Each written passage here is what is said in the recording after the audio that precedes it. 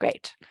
Yes, so today we're going to be doing a deep dive into the emissions data collection process. Kale's going to be addressing this topic for roughly the first 90 minutes. And in the remaining time, I'm going to cover the climate smart communities requirements related to this action, as well as review the shared resources section of the CAPI website. A lot of great tools there that hopefully you all find useful as you move forward in this process. And then lastly, I'm going to cover outreach and engagement and talk about the homework for the upcoming meeting. So please ask questions along the way, or feel free to put them in the chat if you prefer. But definitely want to make sure we get all your questions in, so don't be shy. And with that, I'll hand it over to Kale.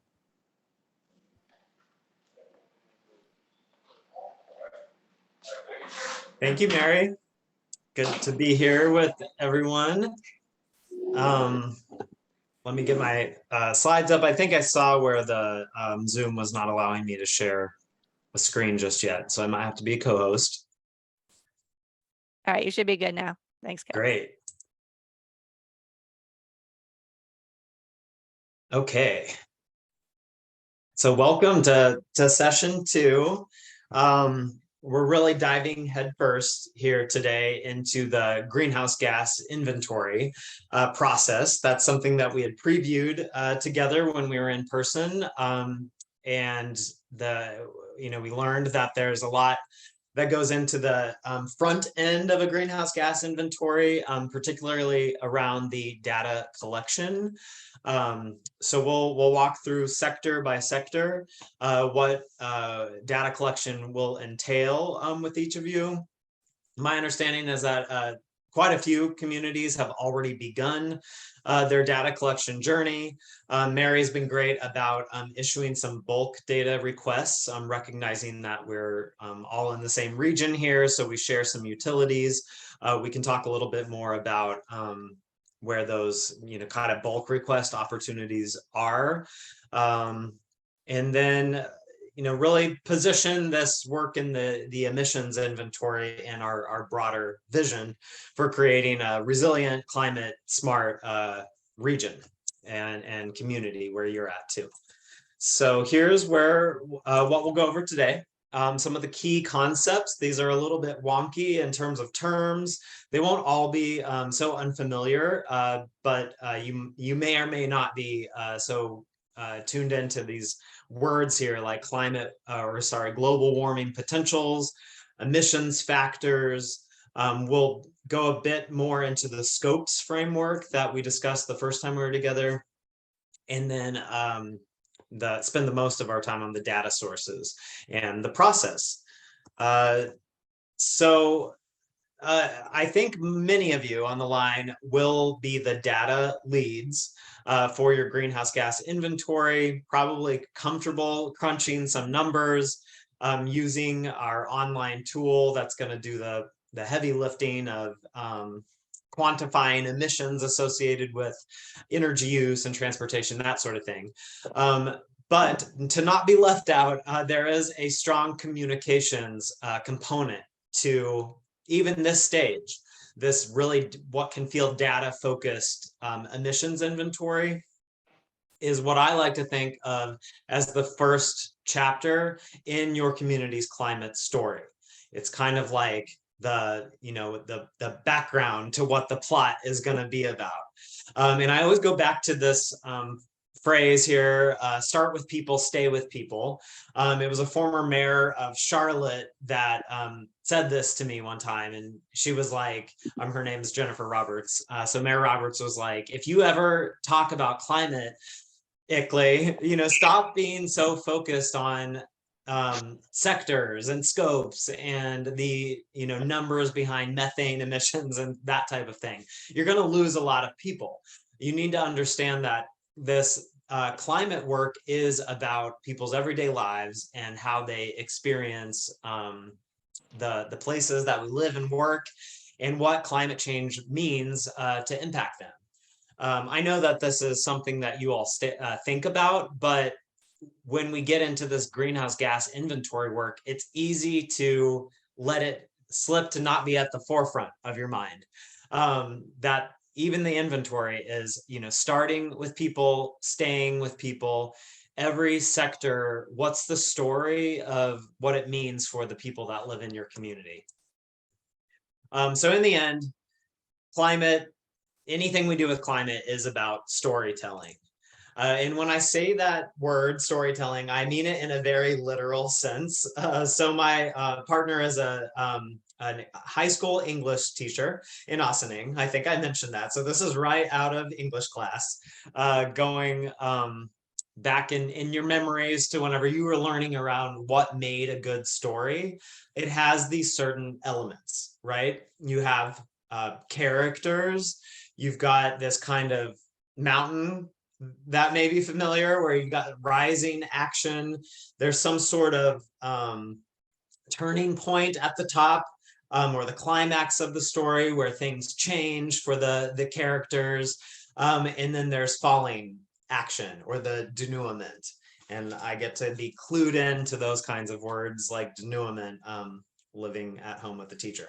The climate action story in your community is no different than this, or should be no different than this. We all think and live our lives and formulate our beliefs around stories.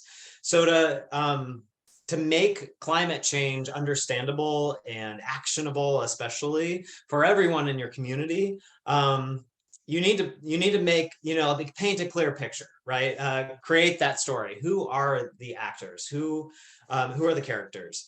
Where are we beginning? What's the turning point, and where are we going to go? And so that greenhouse gas inventory is right here at somewhere on that upward side of the hill. We're walking up the hill and telling our story with this document, with this data.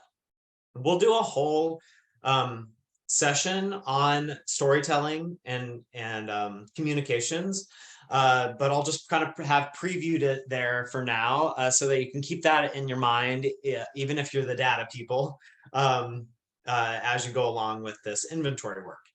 A little recap from the last time we were together, that climate action planning is standing on 3 pillars. That's mitigation, or reducing emissions, adaptation, and equity. Each one of those pillars of climate action have this, baseline assessment that you do. You need to understand where you are today if you're going to track, progress and improve over time. So that's where we are in the wheel of climate action planning. We're in this analyze phase.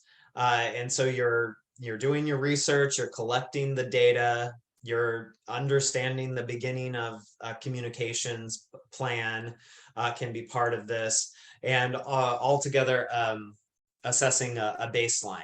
And just calling out, we're going to do this with the mitigation pillar for the most part in our time together with Cappy. Great. So with all that said, ready to dive into this inventory work, we need to understand some basic climate principles. So this is like climate science 101, or in a complete nutshell. None of it's probably news to you, but that there are molecules, substances, in some cases, molecules, gases in our atmosphere that we call greenhouse gases, because they trap the energy from the sun and create this kind of warming blanket. There are actually many different greenhouse gases, but in the inventory work, we focus on 3. So the first 3 here: carbon dioxide, methane, and nitrous oxide. So in the inventory work you do, you're gonna see these chemical notations all the time. CO2, CH4 is methane, and N2O is nitrous oxide. Want to just call out that there are others, though. Hydrofluorocarbons, or HFCs, refrigerants, soot, even water vapor is very potent greenhouse gas. but it doesn't stay in the atmosphere for very long. The things that set the ones apart that are at the top are that they remain in the atmosphere for a very long time, and that causes the heating that's associated with climate change. Not all those gases have an equal heating potential, or they're, the blanket that they create is thicker for certain gases than others. So let's just stick with those top three: carbon dioxide, methane, and nitrous oxide. Have differing heating potential, heating capacity in the atmosphere, and that's what we're referring to when you see this phrase global warming potential. So scientists study this stuff. There are climate scientists out there, and I'm sure chemists and a bunch of other people, and they determine what this kind of potential for warming is. And as science improves over time, these global warming potentials get updated. It's this like club of leading climate scientists called the IPCC, the Intergovernmental Panel on Climate Change, and they get together every so often to publish these global warming potentials, saying like, this is what the latest science is showing, that methane, a molecule of methane in the air, is gonna warm by this much. These global warming potentials are having their impact or their effect in the atmosphere over years and years, like I said, and they have a different level of warming that they perform in a 20-year time span versus 80 or 100 years and beyond. So for purposes of a greenhouse gas inventory, we can kind of look at two timeframes. And you see them here at the top. It's in a 100-year period and in a 20-year period of time. These potentials have varying degrees of warming.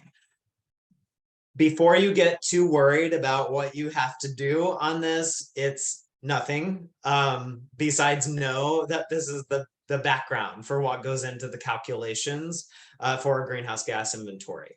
All of this information is preloaded into the tool that you're going to use to enter your data. The tool is called ClearPath. And there's a section in there where you can kind of play around with the global warming potentials, adjust it from 100 to 20 years. You can see these different, these reports that the IPCC have put out. We have the global warming potentials for each of those in there. So you don't need to worry about it. The default is what we prefer, which is the latest science. So that's the 6th report that came out in 2021 and 100-year time span.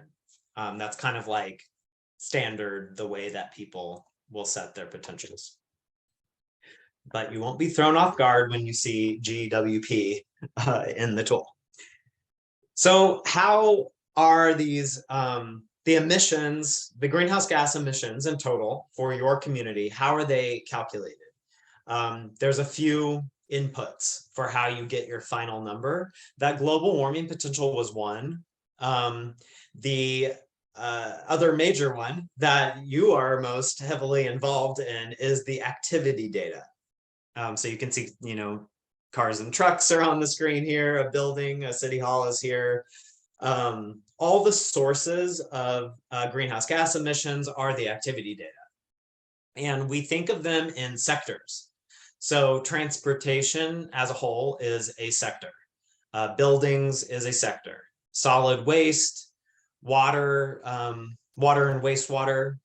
So like drinking water delivery and also how to treat wastewater, that's a sector. And there's a few more. We're going to go through them one by one. But this is the bulk of the work you do is collecting those data by sector. Then you times that by an emissions factor. And then this is another like wonky term or whatever, but in its basic form, what the emissions factor means is that this activity is associated with a carbon intensity, for lack of a better or some more clear, simple way to put it. The grid, let's think about the electricity grid alone. The electricity grid, every kilowatt hour of power it produces is producing an amount of carbon dioxide, right? And so that's the carbon intensity. It's expressed as a rate. So like every kilowatt hour produced, so many pounds of carbon is associated with that. These emissions factors, the carbon intensity of the grid it doesn't stay the same year to year. It changes over time. And so that's why this little graphic here, it's every year, it may be a little bit cleaner. Maybe one year a coal plant needs to be used more often to kind of level the power, so it's dirtier that year. We're lucky here in New York State in that the grid is pretty reliably getting cleaner. So it looks kind of like this, with the total amount of carbon going down over time. So there's an emissions factor for the grid. There's an emissions factor for transportation, because cars and trucks are, we're getting new ones or different used ones every year, and they all have different fuel economies. So these are kind of variable. And so you're taking your activity data times that carbon intensity, and that gives you your nice, neat greenhouse gas inventory number for that sector. Again, no need to fear. You're not having to calculate that emissions factor or really even find it on your own. We've got some preloaded data on those things, on those inputs in the ClearPath tool.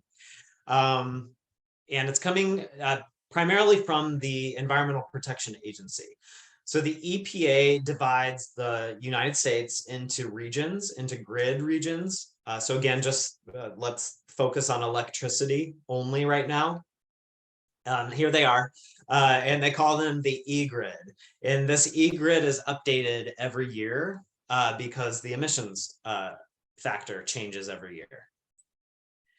New York, okay, and so in true like federal government style, nothing too fancy that you're getting as an output. It's a spreadsheet, and so here's a spreadsheet from eGrid. It looks like this every year in a PDF. And something unique about New York, as I was going to say, is that it's one of the few states that have multiple eGrid values for it. Because the grid is a little bit complicated in New York. So let's go to these NYs. Those are the three grid. You can see there's an NYCW. That's New York City, Westchester. So for whatever reasons, and I'm sure there are good ones about grid characterization, New York City and Westchester are combined as a grid region. Long Island's its own grid region, and then for whatever reason the rest of the state is its own grid region, including the rest of the Hudson Valley. So NYCW, that's the grid that we're in, and you can see on that row, it's kind of in the middle here. I should have had a little like highlight or something, but it's pounds per megawatt hour of those same greenhouse gases we were interested in. CO2, CH4, N2O. This is where these grid values are. Again, so we have these defaults for you. In some cases, a utility calculates this on their own. So they may say, we love the eGrid, but we can do one better because we know exactly all of our fuel types and all the mix that's going into feeding our specific utility. So Mary has reached out to all the utilities serving the region to see if they have their own quantified emissions factor. It's not, not every utility does this. And even if they do, they should be pretty close to what the EPA is quantifying here. So there's that. You already will have that. And So these are all the inputs that will go into this ClearPath tool. I just wanted to show you here that there are units, or what the units are. So it's things like kilowatt hours for electricity, therms, often you'll see for natural gas, gasoline and diesel is coming in gallons, solid waste, typically collected in tons, and then you get your emissions factor as the rate. Great. Let me see. On the right hand, those are what you'll have at the end. Like the final number you're wanting is like all your whole transportation fleet has a CO2, and it's probably like metric tons, a certain number of metric tons of CO2 emitted at the end. We'll talk a lot more about what your data should look like as you get into your calculations part. So a future session. Great. So that emissions profile for your community can be at a whole, community wide, of course, all the houses, all the cars and trucks that are driving around for your entire town or your entire village or the whole county. What we are focused on during CAPI is a subset, right? It's the local government operations. And so it's, that's a piece of the pie, or a circular chunk of the pie in this diagram, is the operations, but a very important one. Depending on your community, it can be a small piece of the pie, or it can be pretty big. We definitely see villages where the government operations are, a huge portion of community thinking at a community scale. And even then, government operations is made up of sectors. And so here they are kind of popped out a little bit. These are the sectors that you're going to be collecting data for, or you are collecting data for. No more, no less. These are them. So how many are there? 1, 2, 3, 4, 5, 6. Yeah, 6 sectors. Many, most we've already shown a snapshot of. This is buildings and facilities, your vehicle fleet. We've talked about waste. We've talked about water and wastewater. The other 2 that we haven't mentioned yet are employee commute, which is pulled out on its own away because it's not the vehicle fleet, of course, but it's also, the data collection is often handled a little bit differently than collecting for fleet. And then finally, street lights and traffic signals. Again, this one's pulled out from facilities, often because the bill that you're paying is separated or different for street lights. This kind of goes back to what the climate story is too, of what is the purpose of a greenhouse gas inventory in the end. One, you want to know where your emissions are today, but it's ultimately a decision-making tool. You use it to prioritize the projects to reduce emissions. And so streetlights and traffic signals have some very clear, distinct actions you can take around them. And that's why they've come to be kind of their own sector, the way that we handle them. Okay. I want to make sure we're watching for questions. Maybe Mary, you can just interrupt me if someone puts a question in the chat. Will do. Yeah, we'll stop for questions here in just a second. Let me get through this last slide because it is important for helping you determine what to count or what to collect data for and what to not collect data for. I know in some places, especially the line between government operations and maybe a community-wide sector is a little blurred. So what we mean when we say a local government operations inventory or municipal operations inventory, same thing, is defined by what your government has operational or financial control over. So think of a building. Does your local government own that building? Does it operate that building?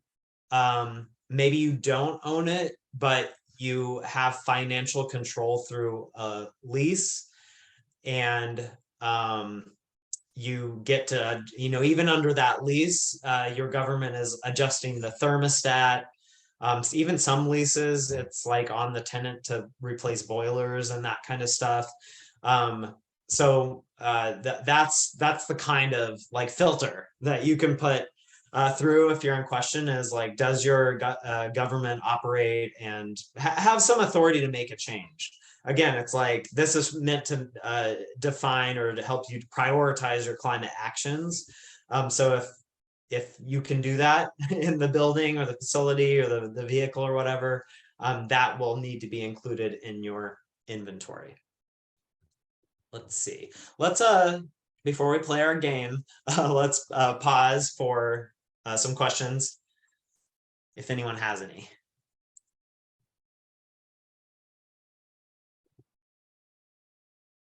Yeah, I have a quick question.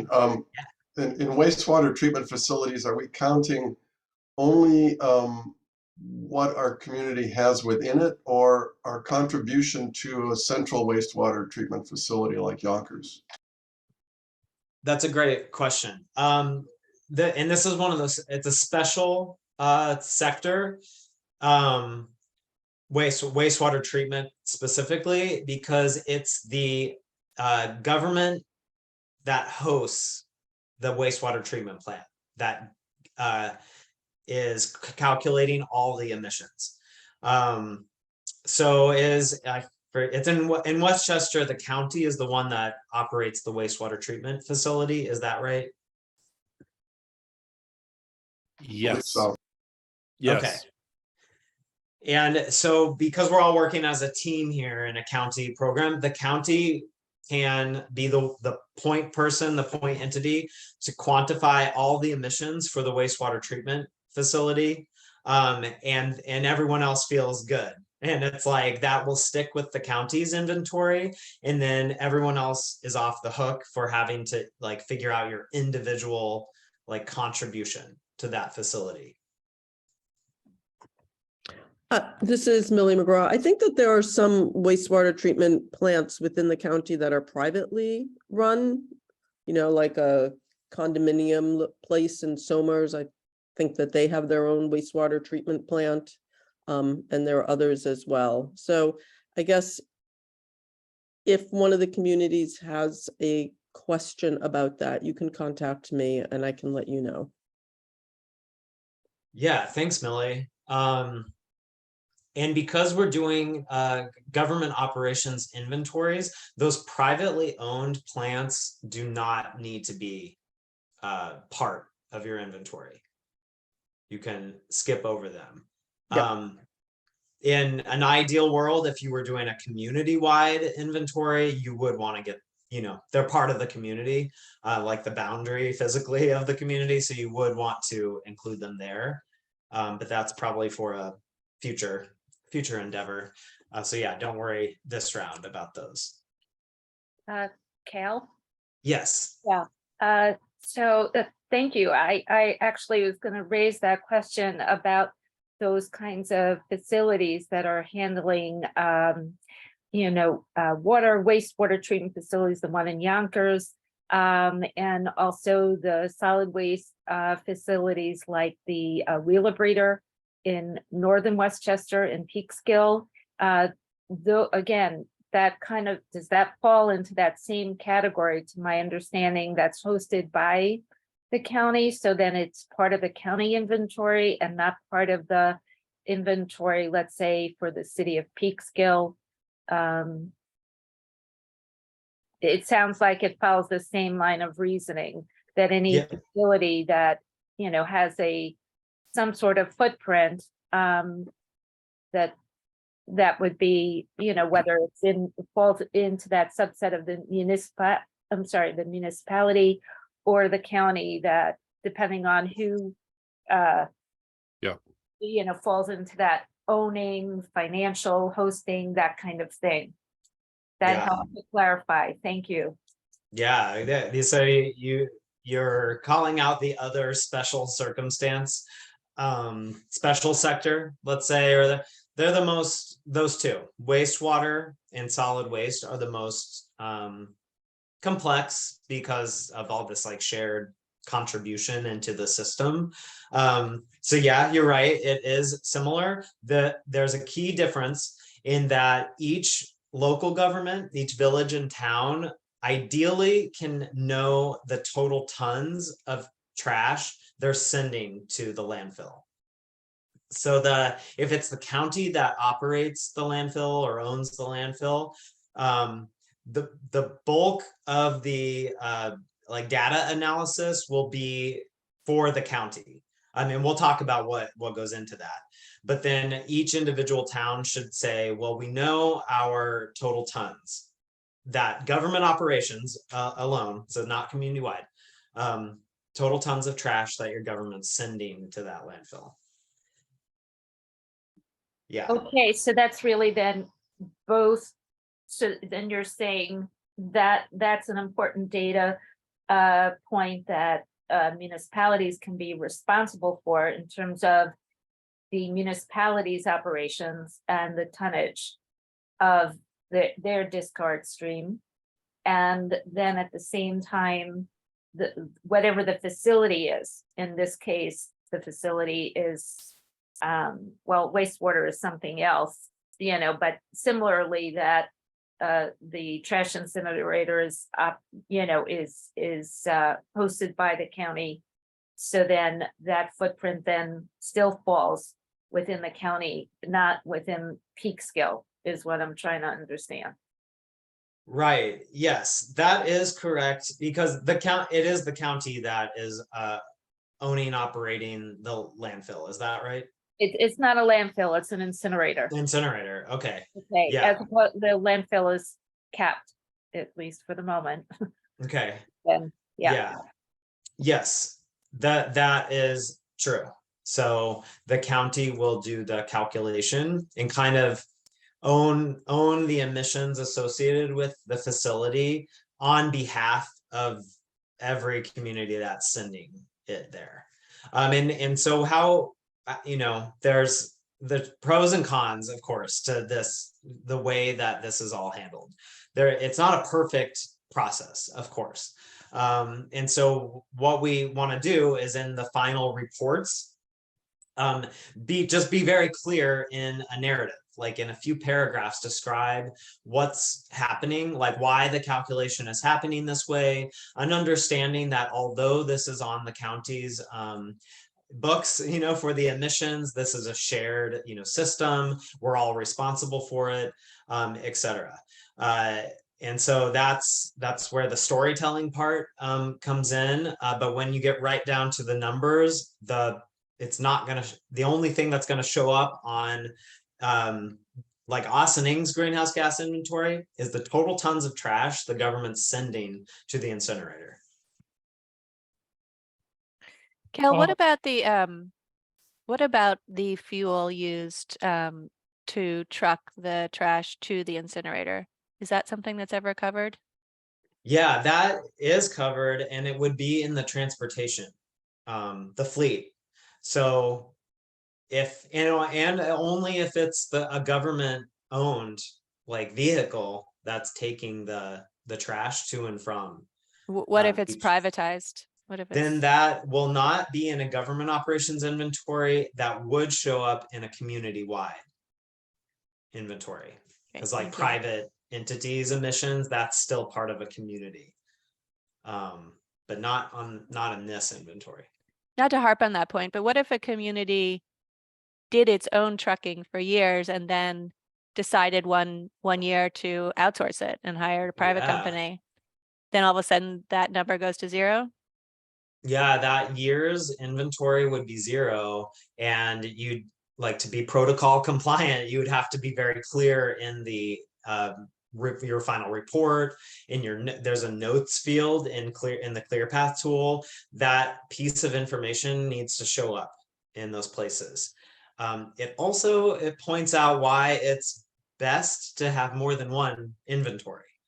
That you do this on a fairly regular basis. I know that's not feasible because we have limited people and money and everything else that prevents us from doing that. But in an ideal world, like ICLEI recommends every 2 to 3 years, you're updating your inventory, and it's for these kinds of things. Great. We're gonna get. I Sorry. still have a little more follow-up on that, but I also see that Nikki has her hand up and she may have specific questions as well about this point. Thanks. So if you want to move on, it's, we could talk about it later, but. Yeah, let's, if yeah. you don't mind, because we're gonna go sector by sector, and so there's like lots of time to do all that. Okay. Let's just play my little game to humor me real fast, but I think it will also help us understand the responsibility around emissions and the story about what your greenhouse gas inventory can tell you. So I'm gonna show you 3 inventories.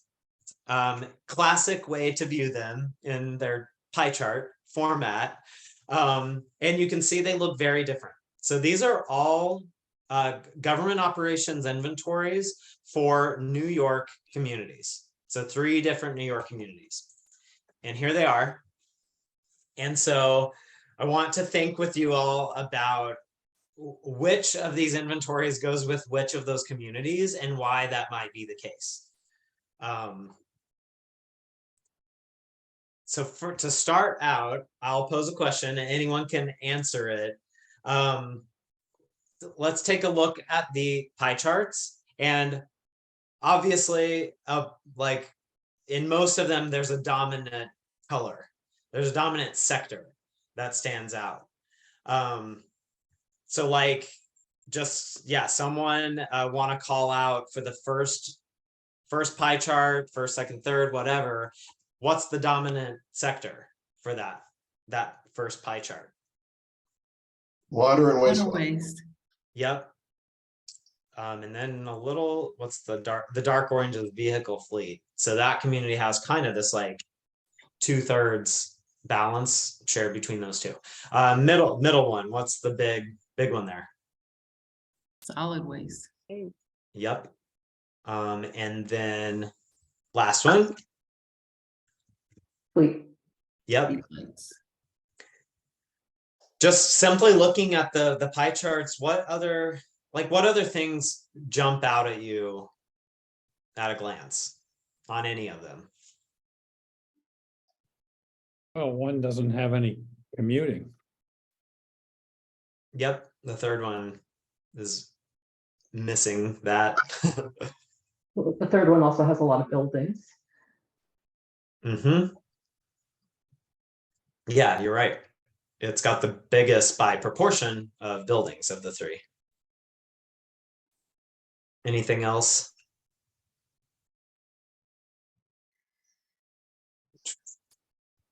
Wow. Great. Yeah, it was there. Another thought here. Okay. So this is honestly what we do a lot at ICLEI, because we work with a bunch of communities around the country that are doing their inventories, and we just kind of like spot check as the kind of first line of defense to make sure that an inventory is in order. Does this look like what we would think it would look in that given community? So given that, let's take some guesses. So we're working with Albany, Beacon, and New Paltz here. Let's go to the next slide. Anyone want to take a vote on what the first inventory, who it's for? Well, I think the third one is Albany. Yeah. Yeah. Okay. Why? Why is that one Albany? Because I think it would have the largest number of buildings and facilities and the smallest employee commute, because they probably have some kind of transportation, public transportation network. Good thinking. Anyone else feel that the third one is Albany? That large sector on the third one looks like it's heavy vehicles, right? That is that. Or Oh yeah, you're right. Yeah. That's Yeah. heavy on vehicles. So I don't know. Maybe a lot of the people in Albany commute to the State House. Well, also the buses, public transportation. Yeah. Mhm. Okay. What about this middle one? Because it's like clearly got a solid waste facility. What do we think that one is?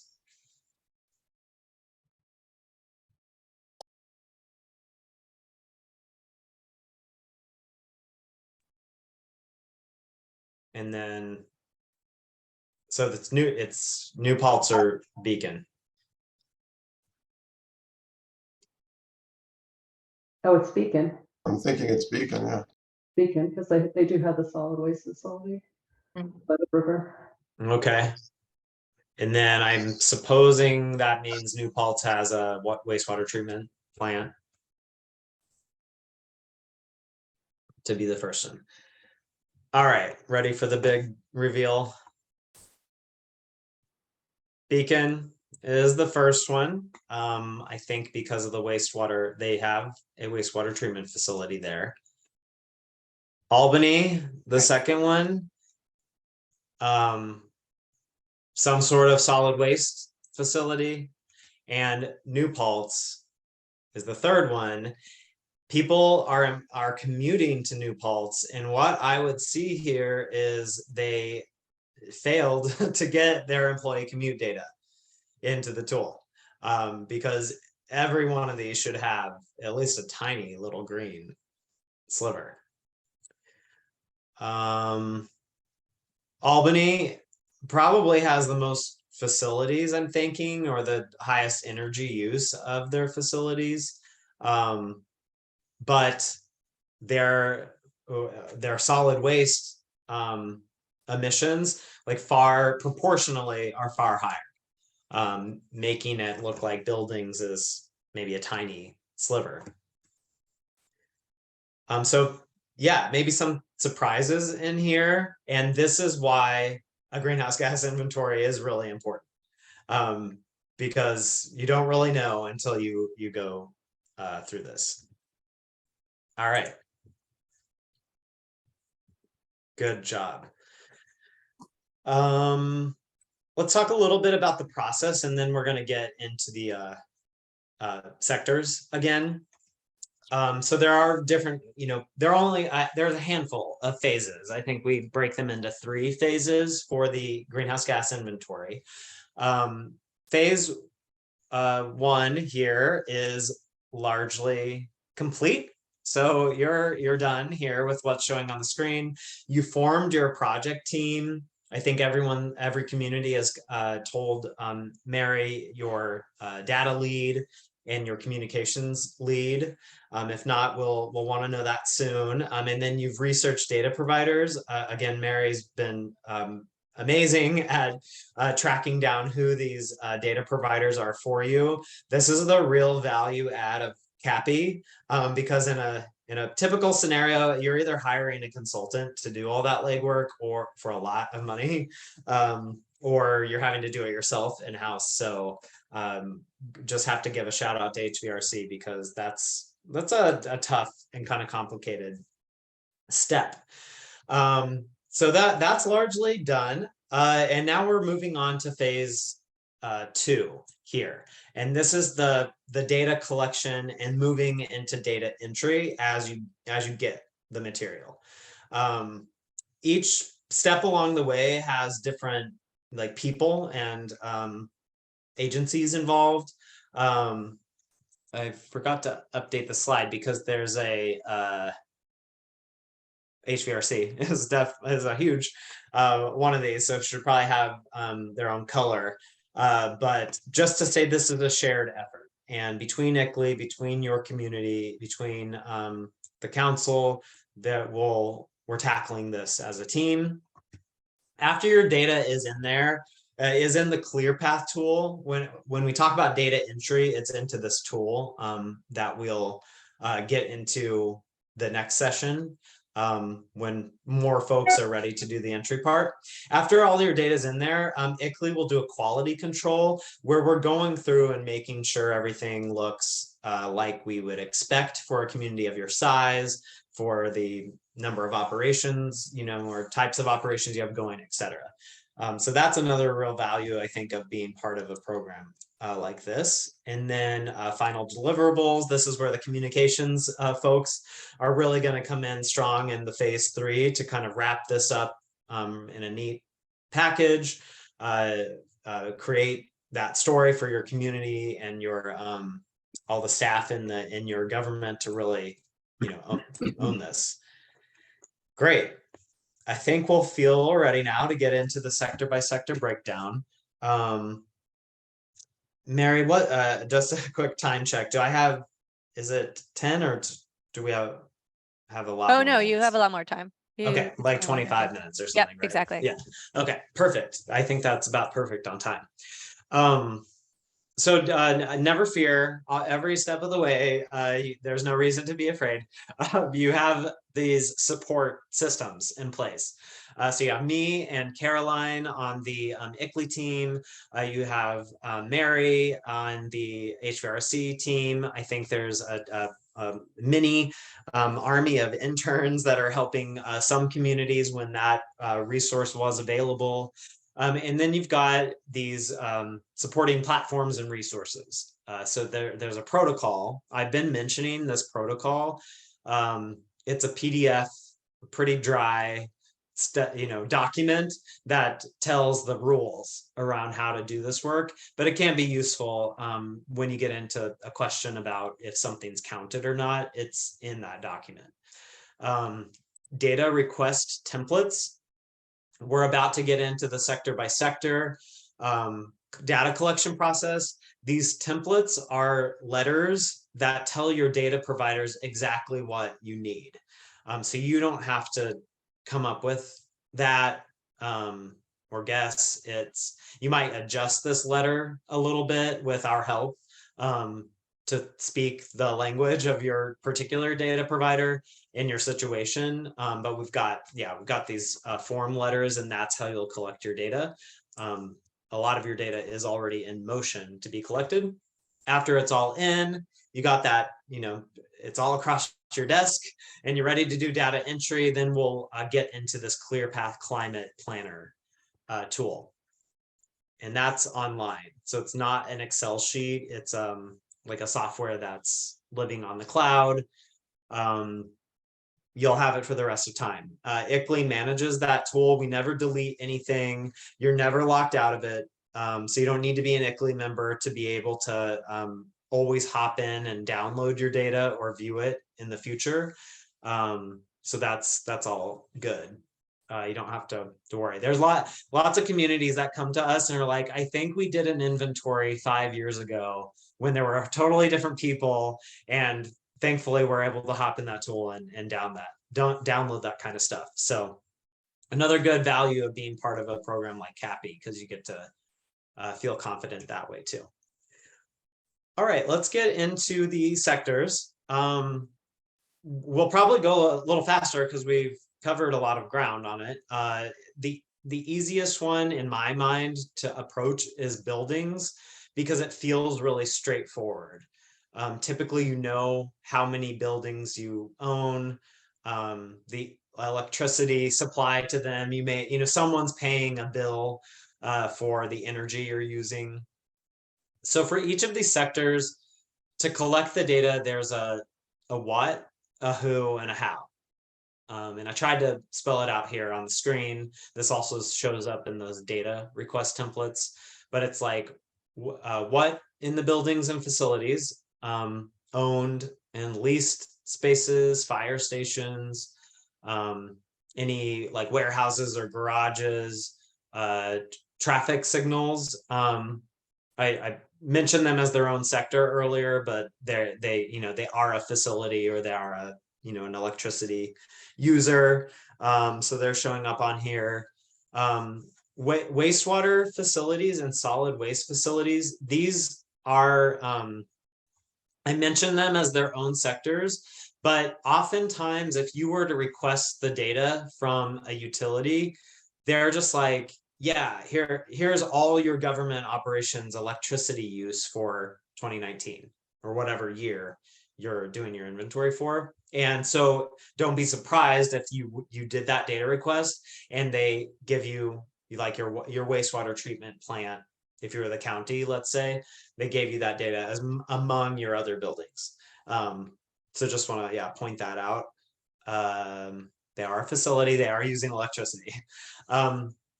Another thing I think I will add in the future to this slide on the what is the fuel type, because that's really important. We've talked about electricities. So electricity, that's kilowatt hours, is the unit. There are other fuels that our buildings are using, right, or running on. Natural gas, in many places. We're in the Northeast, so fuel oil is probably a big one in some of your towns. You can also collect for propane and kerosene and these other stationary fuels, as we call them. So what addition to the what is a fuel type. Who are you collecting this from? It's like either who runs the facility, so a facilities manager role, or who pays the bill. Like it depends on your community, like who has a better sense of that data, who knows the total kilowatt hours in a year. If those, those are the people in-house that you have, that you work with on that. In some cases, the utility may say, oh yeah, we've got all of your, Village of Pelham, here's your list of all your buildings that you pay us for, and your utility can provide that directly. So it's not you will know better actually who's the easier data provider for that. And then the how is using our form letter to do this. Yeah, maybe Mary, I'll stop at each instance and let you talk about how that data process has worked with you. Yeah, sure. So there's a question or comment in the chat as well, which we should address. So Tom wrote about the limitations on the Con Ed data, and no, Pelham isn't the only community where that comes into play. I'd say on average, most every community, I was only able to get between 3 and 7 months worth of data for 2019. I'm still trying, but Con Ed has a new portal, and with that portal comes a lack of intel or communication. So it's hard to really know why they're capping the data where they are. So I'm trying. We'll do the best we can. If we can only work with that data, there are ways that we can estimate for the rest of the year based on the 2020 and the 2021 data that we also received. So that's one option. I think the ideal option would be to get the actual numbers, if that's possible, either on your own or through my continued efforts. So that's a situation with Con Ed. NYPA, the NYPA electricity data was much more complete, but in both cases, the data that's in SharePoint right now, it is important that someone with a knowledge of the facilities and the buildings in the community takes a look at it to understand what all of these accounts, what buildings they align to. So once you know that, then of course you can start grouping them by department or by facilities groups. I'll talk a little bit more about that later. And the second question, Janet wrote, is it accurate that the pie charts are static? Will there be a way to click on each sector in the pie chart to see what is rolled up in the section? Great idea. There's a lot of great ways to display this data. We'll be talking a little bit more about that later when we get into the report writing part of this process, as opposed to more focused on the data gathering. But definitely encourage you to think about ways you would like to display the data that you think could be more effective in communicating to the public. I don't know if you want to add more on either of those, Kale. Yeah, the 100% on your point about it pays to think ahead of how to be innovative with this data. I mean, in the work that we do at ICLEI, like it's pie charts till the end of time. Like that is all we see. And there's a world of possibility for what we all could be doing to visualize this data.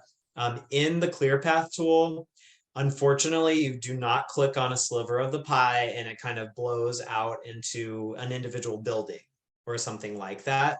What we do though is export the data, which gives it to an Excel file in a format that's pretty easy to then either use Excel to make another pie chart that is individual, slivers or a building or something, or we have a range of free data visualizing websites. Some really nerdy people out there in the world like to make these things, and so there's some sites where you can like upload your spreadsheet or several columns, and then they give you like here are the visuals that lend itself to the way that you uploaded this data. So when we get into the more communications components, we'll show you how to like use all that stuff. Pretty cool. Great. Anything else people want to touch on here with buildings before we move on? Just one quick question. If we have streets that are state roads like 9A and 119, do we count the traffic signals on those as being in our community, managed by our community or not? I don't think they are. I don't think so, because your Tarrytown's not owning them, right? Right. Yeah, then you will not need to. If the state owns it, it's on their inventory. You got an email. Great. Okay, let's go to the fleet here. This one, like buildings, to me is very straightforward for the most part. The what is all the vehicles, cars, trucks, etc. And they're categorized by class. And when we went for the inventory, when we say class, it's light truck or car, or sorry, light truck, medium truck, heavy duty truck. Cars of any kind, like sedans and stuff, are passenger vehicles. Police and fire equipment, like a big fire truck is a heavy duty truck. Buses are heavy duty for the most part. Like a van would be medium. We have there's weights. You can do it by like weight of the vehicle if you're ever unsure about light, medium, and heavy. So we have like a little chart that you can do that with. Let's see, other things are on here. I guess it's worth calling out the special cases, like if an airplane or a boat, that may be the case in some situations. Aircraft and maritime equipment. The other special case is that like service vehicles, golf carts, basically anything with a motor, it falls under fleet. So even a lawnmower or a leaf blower, if it's taking gasoline, that one is under your fleet vehicles. In those special cases, almost across the board, like whether it's a boat or a leaf blower, the easiest way to have the data, the other part of the what that I need to put on the screen is the fuel, the gallons of gasoline. Is the easiest way. Like if you track how many gallons you buy in a year for your lawnmower, that's all you need to know. And then the ClearPath tool will do the calculation from there. So, Cal? yep, go ahead. Sorry. So for example, for something like leaf blowers, apart from the gallons of gasoline, what about the emissions from those kinds of equipment? Yeah, what in the inventory work, we will quantify the carbon dioxide and the methane and the nitrous oxide. But if there are like particulates that hurt people's lungs and stuff, that's not part of the greenhouse gas inventory. Unfortunately, because it has, impacts on people's health. But you could, if you have a good way to collect that kind of data separately, you could still include it in your final report, in the way you talk about the emissions, but like particulates are not part of the inventory. Is that what you were meaning? While particulates are a serious concern, certainly there's a load of other emissions coming from leaf blowers that certainly fit into the category of greenhouse gases. So yeah, so I just wanted to have a sense of those kinds of things that would also be important here, not just the gallons of gasoline, but also the footprint itself. Okay. Yeah. So what you'll gather are the gallons. What you get out of the tool are the like pounds of CO2 Right. and methane. So you get the emissions in your final report. Yeah. There might be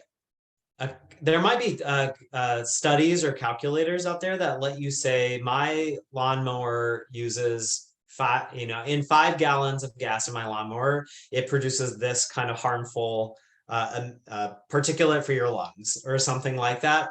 We can look into this because it could just add another layer to your, like the work you're doing, to put that info into your final report, but it's not required by the protocols to do it in the inventory. Great. Kyle, what about electric vehicles, fully electric vehicles and fully electric groundskeeping equipment? Yeah, great. There is a way to calculate this. In the tool, we'll look at this next time, but you enter data by fuel type. So you'll enter, say it's for like parks department. You're working with your parks department vehicles. You'll enter all the gasoline vehicles as its own record and then start over. Now you're going to focus on the electric record for parks department. And so for that one, it's the emissions are what's associated with like the grid. It's like a normal electricity kind of emissions. But you do have a way to do that for electric vehicles. That's a great question. And probably year by year will be more and more part of your fleet inventory. All right. Well, we can move ahead because those were the easy ones. Let's talk a little bit about employee commute. Even new palts who didn't do their homework on employee commute have people commuting to and from work. And we want to have that in the inventory. So what you're collecting are, it's typically through a survey. That's the how. So up front, you've got this survey and it's asking these questions, and that are on the what. So it's for each employee, what is think back to 2019 or whatever year your inventory was. In that year, what was the fuel economy of your car? How many miles does it take you to get to work? Do you work all year long or do you only work in the summer? That kind of thing is important. Let's see. Employee commuting preferences. This typically can be around like biking, like cycling to work, walking. Some communities will take, if they're already surveying their employees, they take the opportunity to ask some more like, what would make you want to bike to work? if there were showers here, would you use them for, and that would make you ride your bike, you know? So those are not inventory questions, but you can like take the moment to gather that kind of info. I will say no one likes a long survey, so you don't want to, you know, overdo it with extra questions, but you might want to add that in. The last one is if you have employees that have to like fly to conferences or take the train to the city or something, don't forget that you want to include those miles in there too. Let me show you the survey. We have a survey that you use. It's in a Google form. You can easily make it a Survey Monkey. You can adjust the questions to the way you think people should or would respond well to them. But it's this kind of stuff. Oh, it just like seeing the fuel types, like asking people, you know, would you ever purchase an electric vehicle? Like how many years away do you think you are from purchasing an electric vehicle? Like that could, if you think your government would legitimately use that data in some way, like maybe they'll get another car charger next year. That would be a good question to put on the survey too. So now I have to ask, is anyone feeling like it would be impossible for them to do the survey? You're like really not confident about this. I wouldn't say impossible, but we do have over 4,000 employees in the Wow. county government. So difficult, Yeah. not impossible. I would have to, you know, engage the communications department to, you know, send us out across the entire spectrum of employees. But yeah, so not impossible, but difficult. And you know, what's the incentive for people to take even 1 minute to fill this out? You know, so do we have to extrapolate? You know, for those that are missing, or you know, anyhow. Peter, excellent. Yeah, I mean, you all are a huge county, operationally for sure, and employees. You will extrapolate. That's almost always the case. Like you're gonna let me think of the best survey responses I see are like 20, maybe a third of employees filling out a survey is the best. And often it's 5% or so, or can be in a giant place. But then you extrapolate. This is not rigorous science where you need to reach some sort of statistical threshold. You can set that for yourself and say, if it's under 15% response rate, we're going to deem this not quality enough data. We still advise that it's like you did your best to get that real data. So extrapolate it out from there, and then put that in your inventory and tell your community, this was the reality we're facing. Our recommendation for the future is to give more time for the survey, source a $200, gift certificate raffle or something to get people to do it. So you could come up with some like recommendations for the future. So I do want to say, don't skip this entirely if you have any way to get some surveys. Another is you could like have each of your departments designate like a handful of people in their department to fill it out that they know are representative of the community of your staffing. That could be a way to do it. Yeah. Can I ask a county question on behalf of Keith? If you have all these commuters and you have, let's say your best survey is only 30%, in a county as large as Westchester's, if you only get 10%, will that, and you extrapolate out, does that skew the data? It's a lot of people. It's a lot of people. I would like to know like what percentage would make it as accurate as possible, like what number do we need to get to? 15, 20 to be able to feel like our data is going to be as accurate and not just basically, in that case, wouldn't you just want to take actuarial data off the, what's the point if it's going to be not really real? Yeah, great question, Janet. So 15% is this threshold that most places say is where they start to feel confident or high quality data. For that many people though? Yeah, Okay. even for that many people. But you bring up the other point, which is if you can't do the survey at all, there usually or often an HR department has the zip codes of where people's residences are for employees. And so you can get a long list of, for all 4,000 people, if possible, the zip codes they travel from. You don't need the full address, so there's not risk on privacy. And you just say, we're going to average the center of that zip code and say everyone who's coming from that zip code is this many miles. So you do that extrapolation, or you do that estimation using the zip codes.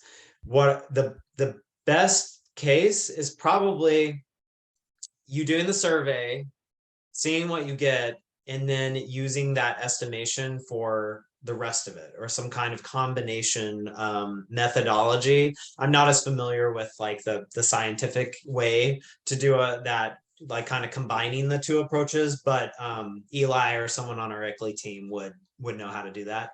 I ask one quick follow-up question? Yeah. So then let's just say you have to use estimation.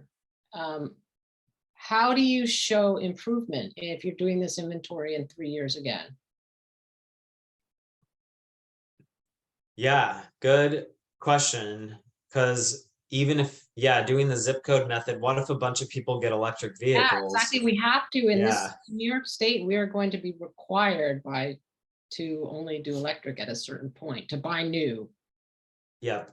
Let me ask about this. Just thoughts that I'm, Yeah. Where that's the value, I guess, of a good survey, or like good response rate on a survey, is you're getting real information. I mean, Pete, you're gonna need an army of really, really gangbuster interns to smile nicely at your commissioners. Yeah. Please, And give me data. I was thinking of skewing the actual ask, saying, because we are, considering, adding more chargers for our employees. So I could say, it's got a combined use. It's not just about greenhouse gases. So people, I'm not going to fill that out. We're asking about electric vehicles, and then you get people that are adamant against electric vehicles and those that are for electric vehicles, and that will get them just to respond, or like Kale said, maybe there's some other actual incentive, discounted Rye Playland or something. I don't know what. A free tour of Hilltop Hanover Farm and Environmental Center. I like it. Also, the survey doesn't allow for ride sharing or carpooling. And I'm wondering if you ask that question, wouldn't that affect the data? Like, the way this is set up, there's no way to account for that. I bet that would be more like something we put in as an implementation, ride sharing. But there may be people who do it already. So like if I were to answer this question, the survey, and I carpooled half the time, like how would I explain that in my response to this survey? Yes, you're both right here. And what I'm showing you on the screen are not all the questions. So there is a question, I believe, about this carpooling in there. And if not, let's add it in. You would want to collect that. Yes. On the other flip side of like starting our carpooling program or some sort of incentive for carpooling, that will come out in the planning phase. So when our inventory is done and we start to get into the climate action planning, you can model out the emissions reductions from a carpooling program.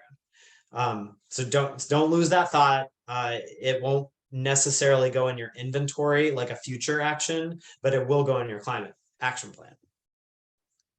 Great. Mary, are we still okay on time? Yeah, you have about 10 more minutes. Okay, that's perfect. Let's get through the sectors, and then we'll see how much we have left, and then we can pick questions up again at the very end if there's time. So Beacon, to just use them as another example, did their survey and they added some extra questions. So they were able to see, what one's this? Percent of employees who would consider alternate commuting modes. Beacon's pretty walkable for the most part. So you see that's pretty high in there. Top 5 ways to encourage bicycling to work. And they got some responses. So good. Great. So let's talk about solid waste. Now, again, we're getting in more and more complex. What you're collecting in your individual community is the tons of waste that you're sending to the landfill. Maybe it's Wheelabrator or your hauler might track this stuff. Some places are paying by the ton, others are just like number of pickups of your dumpster, and you just pay no matter how much that dumpster weighs. So that will impact how easy it is to get that nice round number that you want. So the who is, it's like usually a waste hauler, and then if you're the county or you're the owner of the landfill, the manager or the operator, superintendent person of that landfill knows this kind of data. A note for the county that there are other characteristics about an incinerator or a landfill, like is the landfill capturing the methane? Is it burning that methane for electricity, or does it flare it off, or does it, it's like the process of maintaining this piece of infrastructure. There's some questions around that. So we have that all in this data request template, but I just want to say it's more than just the total tons. Again, if you don't have the landfill or the incinerator in your community, you're off the hook. You only are trying to get these total tons of waste. Great. Let's think about what if you don't know the total tons. Yeah, But you know. Oh, I'm sorry. I Yeah. just want to ask a question on that. Go ahead. Was that it? Yeah, so I understand that you explained that really well earlier. Just view some of these questions as a little bit more involved. For example, with incineration, incineration is not only the tonnage that is brought to the incinerator and and the emissions or the footprint of the incinerator. The footprint of that incinerator is beyond the actual incinerator, because actually for every 100 tons of discards that are incinerated, there are 30, it results in 30 tons of toxic ash that then has to be transported to a landfill to be dumped. So, my concern is, or my question is, when looking at that incinerator as an example of a facility, it's not just that piece, because there's that whole footprint of that transporting to and dumping toxic ash, and it's still being landfilled. So there is an impact there as well. So it's not contained just in that one aspect of incineration. And I would love to have either an answer now, or if need be, an answer at some other point if you don't have the answer now. Yeah, this is a special case. So the emissions the emissions for waste for the county will have a number of inputs. One is like the characterization of what it takes to run that incinerator. So it's probably like a natural gas, fuel or some other, all the fuels that go into that facility, that is going to be part of the data. The pound or the tons of toxic ash that's sent somewhere else, that will also need to be its own record. And it would be handled the same way as if you were like Pelham sending your whatever's collected from your dumpster over to the incinerator. It's like you have an amount, you have tons of ash or tons of trash, and it's going away. And so that'll be accounted for.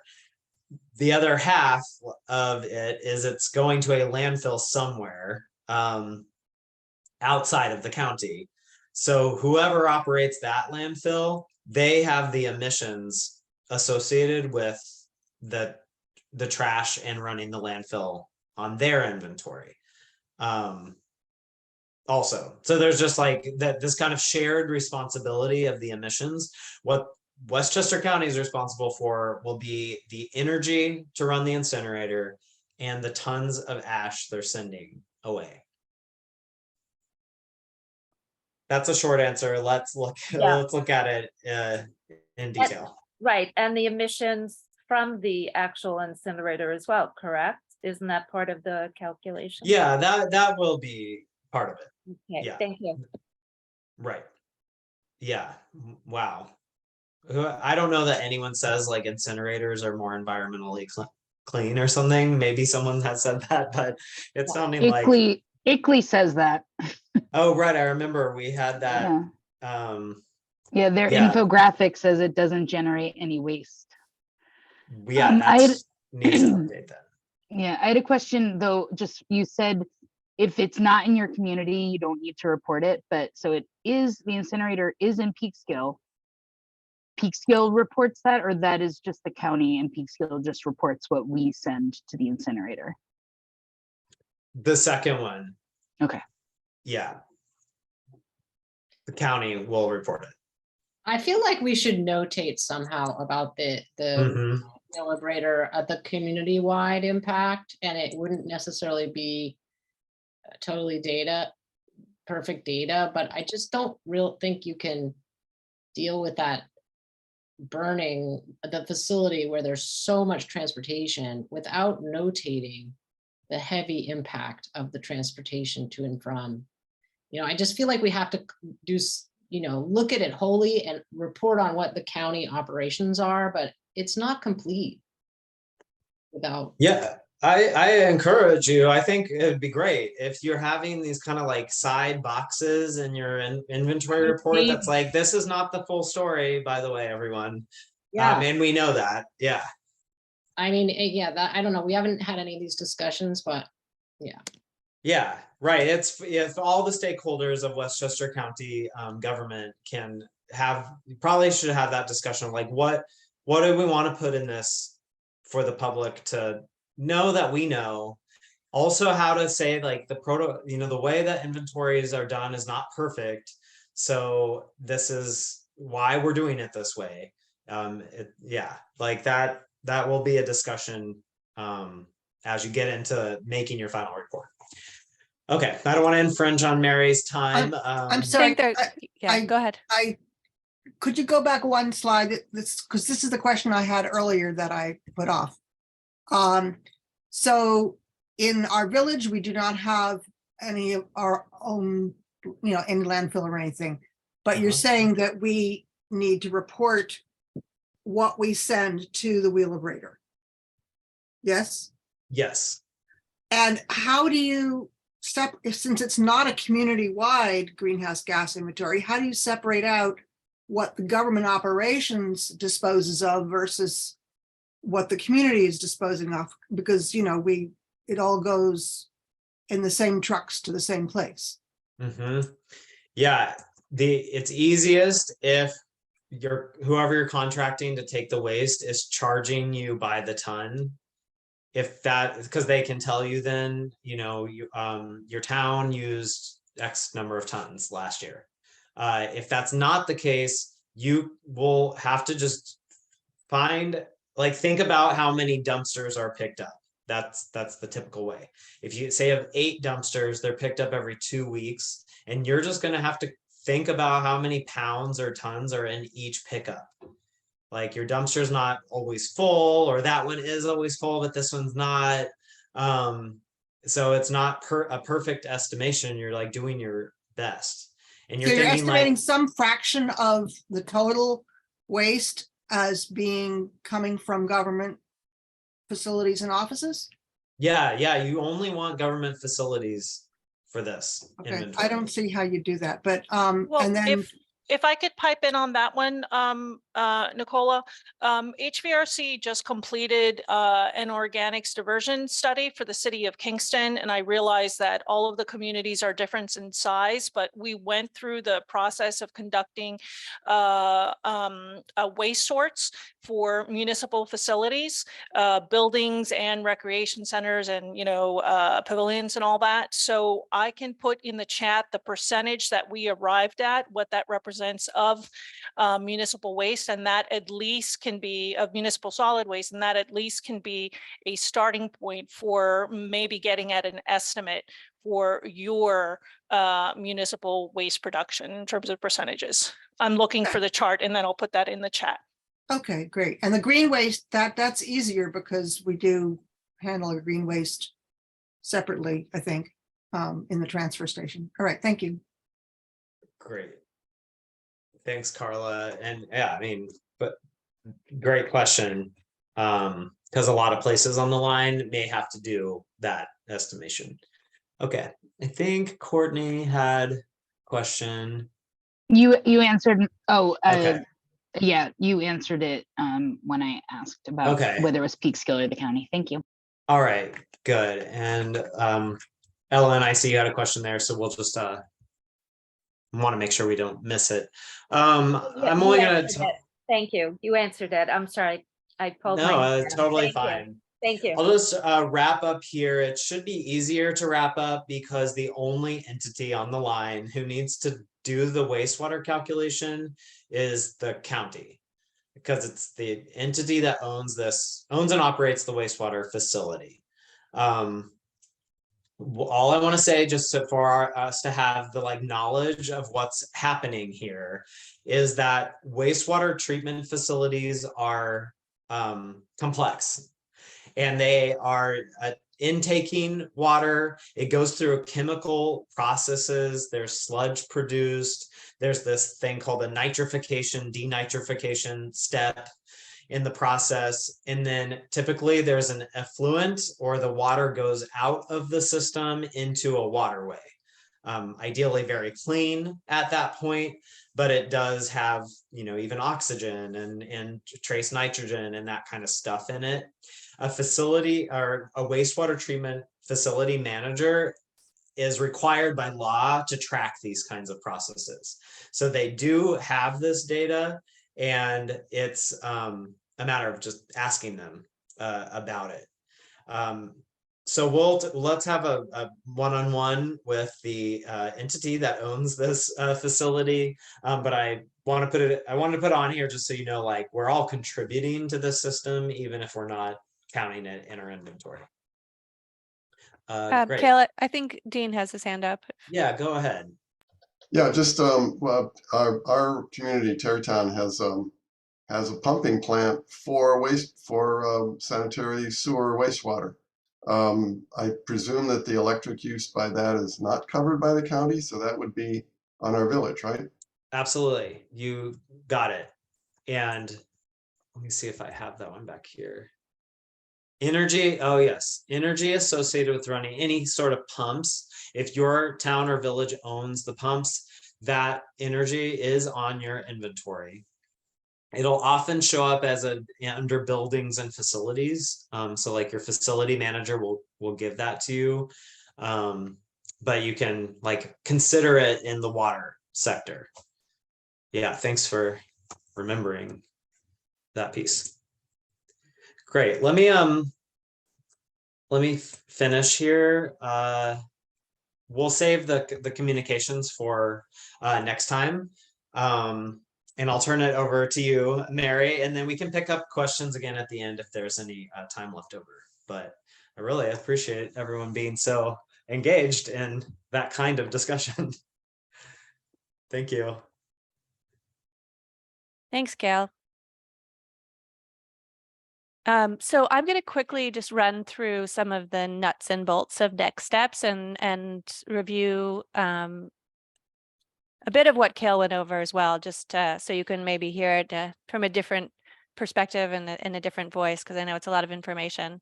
So first of all, I'll start out with the Climate Smart Communities program and how they look at this action, not only how they describe it, but what the requirements are from a CSC perspective.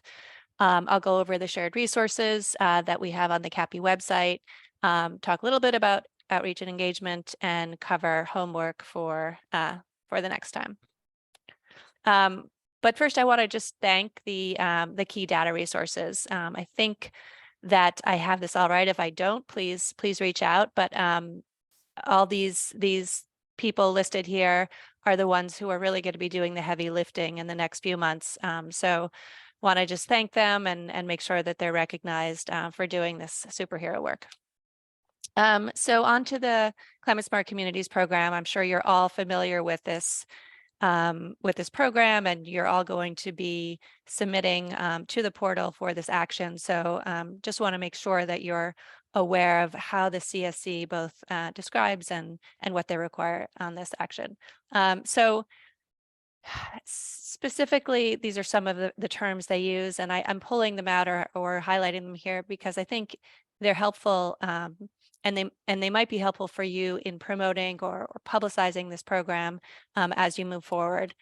So clearly, they see this as an important, even a fundamental step in climate planning. They refer to not only setting realistic goals, but also highlighting this work and subsequent climate action planning, and how important it is for local governments to operate efficiently and use taxpayer resources effectively. So clearly, again, one of the fundamental or foundational actions in the Climate Smart Communities program. How do they break down this action? In a very similar way as Kale described here. They speak to the 6 sectors that Kel just went over, going through again each one in detail, very similar to what Kale just did. On the right here, you'll see sort of a slight variant of that traditional pie chart. But again, just thinking through how you want to display this information in your final report, and kind of how you want this information to be used moving forward. They also go over this different scopes and their definitions. So scope 1 and 2 are mandatory. Scope 3 is optional. Scope 1 is what happens on site in the boundaries of your municipality. So that's pretty straightforward. Scope 2 is emissions generated outside of your boundaries, but emissions that are the result of your municipal operations. So for instance, your electricity, your gas, propane, et cetera. Scope 3 are outsourced activities, things like employee commute and waste disposal. We talked about including those. They're highly recommended, although they are scope 3 and are considered optional from a CSC perspective. They go through the 10-step process. And again, we've gone over this before, so this is a bit of a review, but first off, identifying the key context to provide the data, filling out a project plan template. I'll talk a little bit more about that later because we do have that for you if you do choose to utilize that. Then they go on to say you should assess which emission sources should be included, request, gather, organize, and review the data for completeness and accuracy. We'll be helping you with that. And then looking to your Excel data workbook and to clear path for entering the data. I'm not going to go over the last steps because that's a bit farther out, but those first 5 are the ones really we're focusing on right now. So in terms of what you should be working on, if you're ever in doubt, we have this CAPI Westchester site, and I've been updating it. I'll continue to update it frequently. It has a number of different sections, and I just want to go over some of the key resources in the shared resources section of that CAPI website. So if you ever need something, you can't find it, this is the place to check. again, the first section under shared resources is the background documents, the protocol that Kale has been referencing. It's a great place to go if you have questions, like for instance, about leased properties. There's a whole section, a whole page on leased properties and the different nuances around that issue, for example. These program tools are all optional, but they are hopefully going to be helpful for you as you organize your data and think about and making sure it's inclusive and comprehensive. Then there's some examples of other greenhouse gas inventory reports, ones that we thought were good examples for both large and small communities, and that have worked with ICLEI in the past. So they use the ICLEI template. And then the last section is the data request templates that Kale referenced earlier, which the data resources will be using to get the necessary data for the inventory. So this is a quick snapshot of the checklist. This is a tool that you can use. Again, it's on the CAPI website, and it is just what it says, a checklist. So if you want to make sure that you're not missing anything in terms of data collection, this is a great place to start. It covers all of the 6 sectors, and it has the breakdown in certain cases by the fuel type. The questionnaire is a little bit more elaborate. If you're feeling like you need more aid, the questionnaire can help you take the checklist and transform it into questions. So if you're looking to go and meet with the facilities manager, for instance, this can be helpful in terms of what questions to ask in that meeting, or to ask yourself to just make sure that you're grasping what's needed in each of the sectors. And also, again, it's broken down by sectors. This is a copy of the work plan tracker. So it's basically an Excel project plan that we have, I would say, populated mildly. It can be filled out if there's someone on your team who really wants to be an active project manager on this project. This is a great tool. And again, it's pretty basic right now, but certainly can be extended to fill in other subtasks as needed. And if you look up here on the right where the arrows are, so this is where we are now, March 2nd. And then if you go down and across, these are the tasks that you're working on now, right? Identifying data sources for all the sectors, identifying points of contact from each data source. And then, of course, section 4, sending out the data requests. So the plan is to have that finalized by the beginning of the April meeting. Obviously, it will take time for that data to come back. So there may be, a matter of days or weeks or months even before you'll get all the data in. There's a few more sections, including communications and outreach, which I'll talk more about now. So the people who are not doing the data, some of the things that you can start working on already are alerting the community this process is taking place. So posting to the website or social media, maybe you want to table an event or send a newsletter to the community. Just notifying the community that this is going on. I think the CSC in particular really values communication and documentation of process. They really like to see that there's evidence of this process happening in a community way, even though it is a government operations project. It's certainly of interest to a lot of people in the community. So snapshot on the right of a I think it was a Facebook or Instagram post. I guess it was Facebook from Beacon. But obviously, feel free to take your own pictures and just report out to the community that this is going on, and also keep track of obviously your meeting minutes and your notes from various events for your final inventory report. For the research team, there's certainly a lot of research that can be done around how to present this material, like we spoke about earlier. If there are certain kinds of infographics or images that you want to include in the report. You know, it does take some time to kind of figure out how to put those together and how you want those to look. So that can be something that the research team can do. They can look through other greenhouse gas inventory reports. And obviously, there's a ton of great information, as I mentioned earlier, on the protocol document around you know, specifics to making sure that this report is both inclusive and comprehensive. A few tips and ideas. Some of these are mentioned on the CSC website as well, in the portal. Just working closely with your local government, making sure that you understand the dynamics and the structure of the local government if you're not a staff employee or municipal employee. Hosting a kickoff meeting with local government staff. You know, rely on your team leads to facilitate introductions where needed. You know, reference the project goals and the kickoff email to inform municipal leaders that this process is going on. Host a municipal staff meeting when the report is done to discuss the results and thank everyone. Host a joint government community event to share the report or issue a press release. And in terms of requesting data, I'm not going to read through this, but these are just a few of the titles of the people who may have the data you need. So if there's some kind of an org chart that your municipality has, that might be helpful as well. I know there's a lot of volunteers on this project who are doing great work, but sometimes it's hard to know really who to reach out to for, especially for this internal data.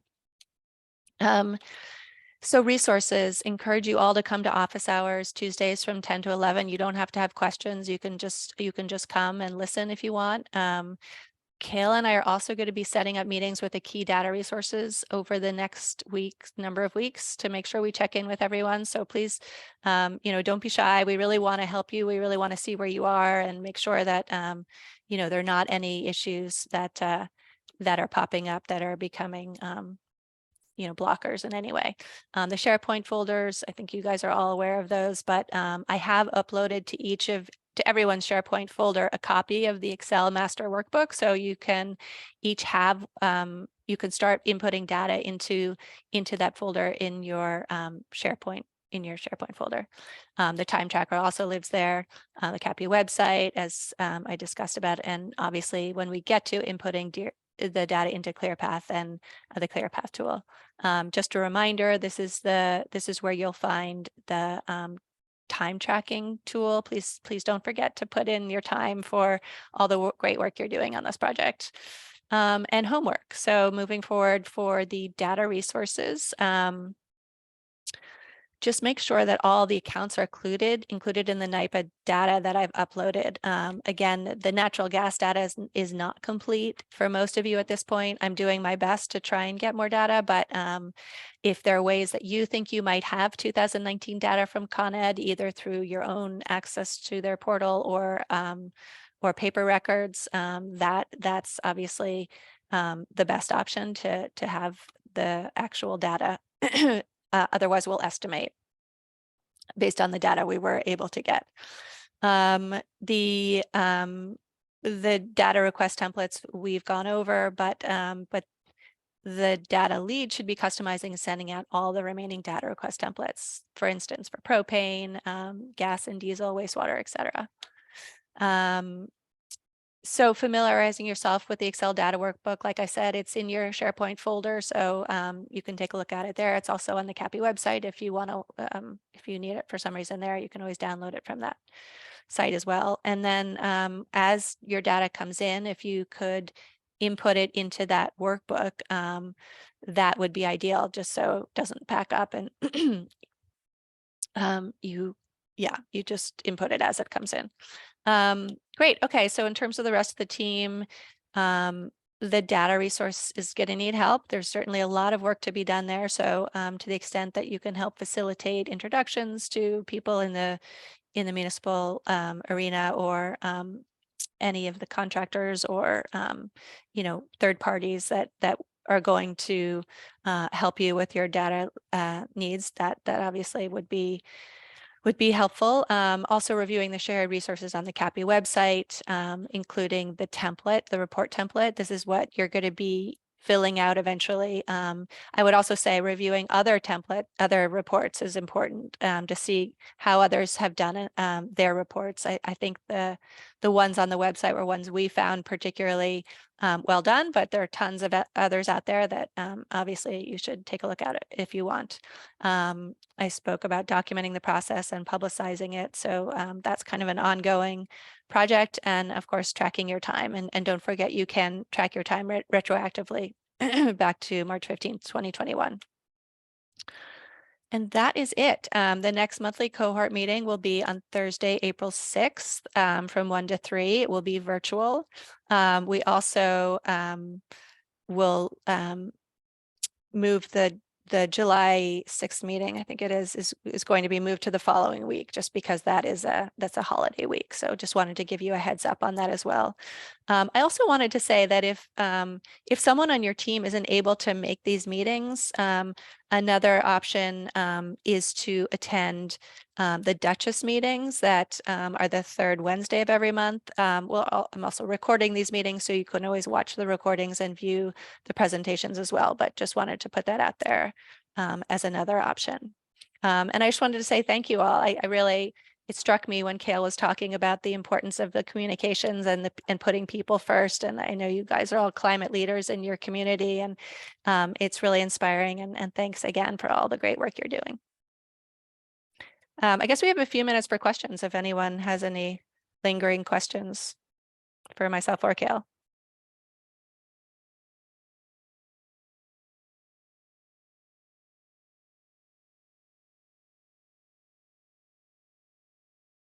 Just wonder what the requirement for tracking our hours relates to. Is that just part of the state's tracking of how much CAPI takes out of resources of the village? Yeah, so actually it goes back to the CAPI grant. It was a DEC grant that went to the counties, and it was a match. It was a 50% match grant. So in lieu of that 50% match in money, the DEC accepts time. So basically you're covering your 50% match in hours.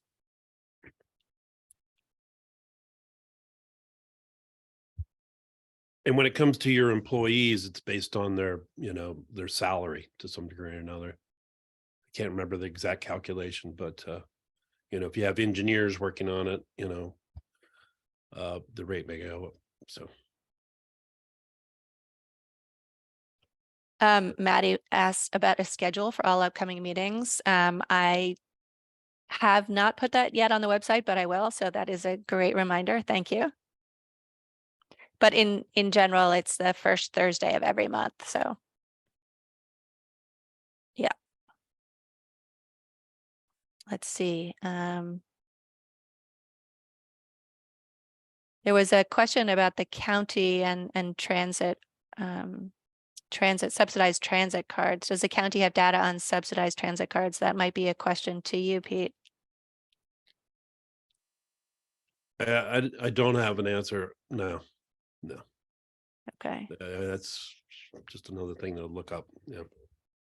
Yeah, I think we do, but I'm not 100% positive. It's Millie McGraw talking. I can look that up, Pete. Okay, cool. Thanks.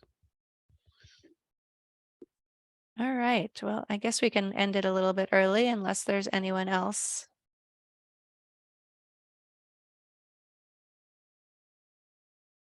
All right. Well, thank you, Kale. Thank you, everyone, for joining us. And hopefully we'll see you at Tuesday office hours. But if not, we'll see you in early April.